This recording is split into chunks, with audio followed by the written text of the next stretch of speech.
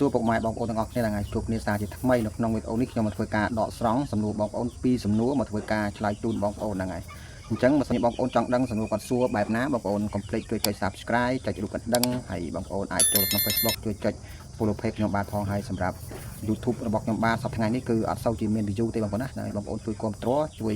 share វីដេអូខ្ញុំម្នាក់មួយផងដើម្បីឲ្យមាន view ខ្លះចឹងបងប្អូនណាហ្នឹងហើយអញ្ចឹងក៏មកកាត់ពីយូរយើងទៅដឹងពីបងប្អូនគាត់សួរខ្ញុំថាតើគាត់សួរពីអីហើយខ្ញុំធ្វើការឆ្លើយយ៉ាងម៉េចហ្នឹងហើយបងប្អូនចូលទស្សនាទាំងអស់គ្នាសម្រាប់សំណួរទី1គាត់បានសួរខ្ញុំថាសូមវិធីកំចាត់កណ្ដុរស៊ីកូនមន់ផងបងហ្នឹងហើយនេះគឺ comment ឲ្យខ្ញុំនឹងធ្វើការបង្ហាញពីការកំចាត់នៅសត្វកណ្ដុរដែលតែស៊ីកូនមន់ហ្នឹងហើយអញ្ចឹងសម្រាប់ខ្ញុំមកបងប្អូនណា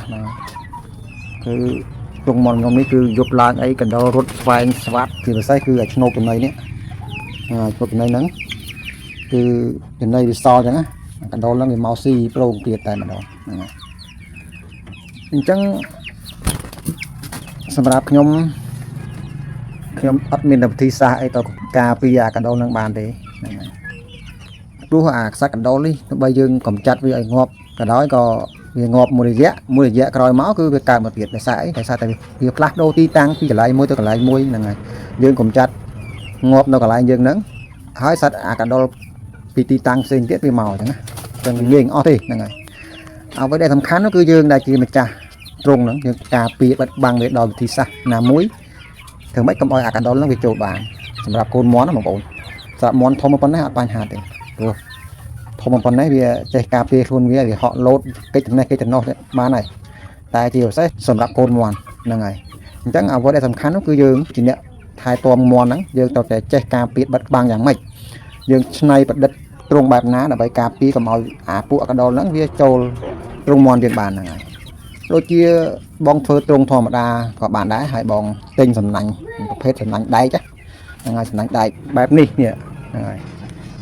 បែបហ្នឹងគឺកណ្ដុរវាអត់ចូលបានទេហ្នឹងហើយ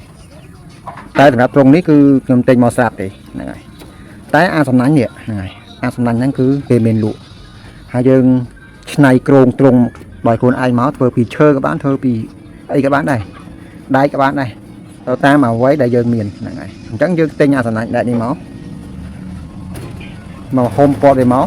គឺកណ្ដុរវាអត់ចូលបានទេហ្នឹងហើយអញ្ចឹងកូនមន់របស់ខ្ញុំដាក់តែទ្រង់បែបហ្នឹងហ្នឹងហើយទ្រង់បែបហ្នឹងគឺកណ្ដុរចូលអត់កើតទេទោះបីកូនកណ្ដុរទុយក៏វាមិនអាចចូលបានដែរហ្នឹងហើយអញ្ចឹងអ្វីដែលសំខាន់នោះគឺយើងដែលជាម្ចាស់មន់ហ្នឹងយើងច្នៃប្រឌិតបែបណាដើម្បីកុំឲ្យកណ្ដុរហ្នឹងវាចូលស៊ីមន់យើងបានហ្នឹងហើយអញ្ចឹងវិធីសាស្ត្រនេះហ្នឹងហើយយើងប្រើសំណាញ់បែបហ្នឹងដើម្បីការពារវាកុំឲ្យពួកអាកណ្ដុរហ្នឹងអាសត្វទាំងឡាយហ្នឹងវាចូលបានហ្នឹងហើយមួយទៀតគឺយើងអាចកំចាត់ពីខាងក្រៅទ្រង់ដល់យើងប្រើថ្នាំពពួកថ្នាំកំចាត់កណ្ដុរហ្នឹងយើងអាចយកមកលាយជាមួយនឹងបាយហ្នឹងហើយយកមកលាយជាមួយនឹងបាយហើយយើងបោះវាតាមរបងតាមដុបតាមព្រៃអីទៅប៉ុន្តែអានេះសម្រាប់តែបងប្អូនគាត់ចិញ្ចឹមដាក់ទ្រង់ទេតែសម្រាប់បងប្អូនដែលគាត់ចិញ្ចឹមលេងសម្រាប់មន់ធំអញ្ចឹងមន់នោះវាអាចស៊ីបាយដែលយើងបោះ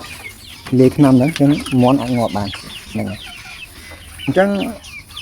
វិធីសាស្ត្រងាយៗនោះគឺសម្រាប់បងប្អូនដែលគាត់ចាំដាក់ទ្រង់ដូចខ្ញុំអញ្ចេះសម្រាប់នៅខាងក្រៅទ្រង់យើងអាចលាយថ្នាំជាមួយនឹងបាយហើយបោះតាមព្រៃតាមដុបឬក៏យើងអាចដាក់នឹងកេះឡាំងហ្នឹងយើងកាត់វាទាំងមកយើងដាក់បាយហ្នឹងនៅលើกระดาษកេះហ្នឹងដើម្បីឲ្យពួកអាកណ្ដុរទាំងឡាយហ្នឹងវាស៊ីហ្នឹងហើយជា10ថ្ងៃមុនខ្ញុំដាក់ងាប់ប្រហែលជា10 20ក្បាលហ្នឹងហើយដាក់ថ្នាំកណ្ដុរបងប្អូនហ្នឹងហើយវិធីសាស្ត្រមួយទៀតយើងអាចប្រើពួកនេះពួកគេហៅអង្គប់ទ្រង់បែបនេះហ្នឹងហើយនេះអង្គប់ទ្រង់បែបហ្នឹងប៉ុន្តែខ្ញុំឈប់ប្រើហើយព្រោះវាអត់មានប្រសិទ្ធភាពទេដោយសារតែវាឆ្លាតវាអត់ងាយចូលខ្ញុំទិញទ្រង់បែបហ្នឹងមកធ្វើការដាក់វាអត់ចូលវាចេះបងវាឆ្លាតណាតែខ្ញុំប្រើវិធីសាស្ត្រមួយទៀតនោះគឺខ្ញុំទិញថ្នាំកណ្ដុរហ្នឹងហើយដាក់លេខជាមួយបាយវាតាមព្រៃតាមដុបដាក់លើផ្ទះអញ្ចឹងណាប៉ុន្តែយើងមិនអាចដាក់ក្នុងទ្រង់មន់ទេបើកាលណាយើងដាក់ក្នុងទ្រង់មន់អាកណ្ដុរលេខវាស៊ីទៅវាធ្លាក់មកមន់យើងចឹកងាប់មន់យើងដែរហ្នឹងហើយអញ្ចឹងយើងដាក់ក្រៅទ្រង់ហ្នឹងហើយតាមដុបតាមព្រៃ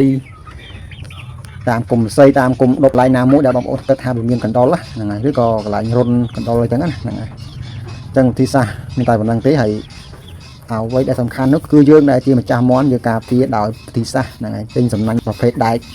ដែលខ្ញុំបង្ហាញរៀងដើមអញ្ចឹងយើងធ្វើការបិទបាំងវាទៅហ្នឹងហើយបើសិនជាយើងទិញសំណាញ់ចូលអញ្ចឹងកណ្ដុរវាអាចកាត់បានតែបើយើងទិញសំណាញ់ដែកបែបហ្នឹងគឺវាអត់កាត់កើតទេហ្នឹងហើយអញ្ចឹងទីសាស្ត្រមានតែប៉ុណ្្នឹងទេសង្ឃឹមថាបងយល់ហ្នឹងហើយគាត់សួរខ្លីប៉ុន្តែខ្ញុំធ្វើការបកស្រាយវិញអញ្ចឹងក៏សូមអធិស្ឋានផងបើសិនជាបងប្អូននៅទីផ្សេងទៀតក៏ស្ដាប់ទៅមិនយល់អីក៏សូមអធិស្ឋានព្រោះការបកស្រាយរបស់ខ្ញុំនិយាយពាក្យច្រើនចង់ឲ្យបងប្អូនយល់អញ្ចឹងបងប្អូនហ្នឹងអរគុណច្រើនហើយសម្រាប់សំណួរទី2គាត់បានសួរខ្ញុំថាតើយើងលាយផ្សំចំណីបែបណាដើម្បីឲ្យគ្រប់ប្រូតអ៊ីនដែលមាន់ត្រូវការហ្នឹងហើយអញ្ចឹងសម្រាប់ការលាយផ្សំពីក្រុមហ៊ុនអញ្ចឹងគេមានលាយផ្សំច្រើនមុខណាស់ហ្នឹងហើយដូចជា10 20មុខឯណោះហ្នឹងហើយអញ្ចឹងវាអាស្រ័យទៅលើក្រុមហ៊ុនទេប៉ុន្តែសម្រាប់ក្រុមហ៊ុនដែលខ្ញុំប្រើប្រាស់នេះគឺគេលាយផ្សំច្រើនហ្នឹងហើយអញ្ចឹងបើសិនជាយើងមានម៉ាស៊ីនសូនចំណីអីយើងផ្សាយផ្សំទៅឯងហើយយើងមកធ្វើការសូននោះគឺយើងពិតជាល្អខ្លាំងណាស់ក៏ប៉ុន្តែបើសិនជាយើងមិនមានម៉ាស៊ីនសូនទេយើងចង់ផ្សាយផ្សំឬក៏លាយដោយខ្លួនឯងយើងត្រូវតែបុកផ្សំជាមួយនឹងចំណីសម្រាប់ជាពិសេសគឺចំណីកូនមាន់បើយើងយកចំណីមាន់ធំមកធ្វើការលាយផ្សំជាមួយនឹងវត្ថុផ្សេងទៀតដូចជាខ្យងកកន្ទក់អូតស្រូវបណ្ដុះអញ្ចឹងវាកាត់បន្ថយប្រូតេអ៊ីនយ៉ាងទាបដោយសារតែចំណីមាន់ធំវាមានប្រូតេអ៊ីន19%តែបើសិនជាយើងបុកផ្សំចំណីវត្ថុធាតុផ្សេងទៀតដែលមានដូចជាខ្យងកពោតស្រូវបណ្ដុះឬក៏សារធាតុអីផ្សេងទៀតហើយយើងបូកជាមួយនឹងចំណីកូនមាន់អញ្ចឹងវាកាត់បន្ថយនៅប្រូតេអ៊ីនតិចតួចទេដោយសារតែប្រូតេអ៊ីនសម្រាប់កូនមាន់នោះគឺវាមានប្រូតេអ៊ីនខ្ពស់ទៅហើយគឺវាមានប្រូតេអ៊ីនរហូតដល់21%ហ្នឹងហើយអញ្ចឹងយើងបូកផ្សំនឹងបន្លែខ្លះខ្យងកខ្លះឬក៏កន្ទក់ខ្លះអញ្ចឹងមកអញ្ចឹងវានៅសល់ប្រូតេអ៊ីនហ្នឹងរៀងខ្ពស់ដែរអញ្ចឹងបងប្អូនហ្នឹងហើយអញ្ចឹងខ្ញុំណែនាំឲ្យបងប្អូនផ្សំចំណីកុំចោលនៅចំណីកូនមាន់ហ្នឹងហើយព្រោះអីចំណីកូនមាន់វាមានប្រូតេអ៊ីនខ្ពស់ហើយសម្រាប់មាន់សាច់បែបនេះគឺវាត្រូវការប្រូតេអ៊ីនខ្ពស់នៅឡើយទេតែសម្រាប់មេបាពូជវាអត់ត្រូវការប្រូតេអ៊ីនខ្ពស់ទេសម្រាប់មេបាពូជវាត្រូវការប្រូតេអ៊ីនយ៉ាងច្រើនខ្ពស់បំផុតនោះគឺ17 18អីហ្នឹងអស់ហើយក៏ប៉ុន្តែសម្រាប់មាន់សាច់បែបនេះគឺវានៅត្រូវការប្រូតអ៊ីន19%ហ្នឹងហើយអញ្ចឹងយើងលាយផ្សំចំណីកុំចោលនៅចំណីកូនមាន់ដែលមានប្រូតអ៊ីន21%ហើយយើងយកមកបូកជាមួយនឹងចំណីមាន់សាច់មានន័យថាចំណីគ្រាប់ធំដែលមានប្រូតអ៊ីន19% 50 ហើយយើងបូកនឹងវត្ថុធាតុផ្សំដទៃផ្សេងទៀតហ្នឹងហើយ30%អីមកហ្នឹងហើយដូចជាចុងកដូចជាកន្ទក់ដូចជាបន្លែបៃតងអីផ្សេងទៀតហ្នឹងហើយអញ្ចឹងគឺគ្រប់គ្រាន់ហើយតែបងប្អូនកុំភ្លេច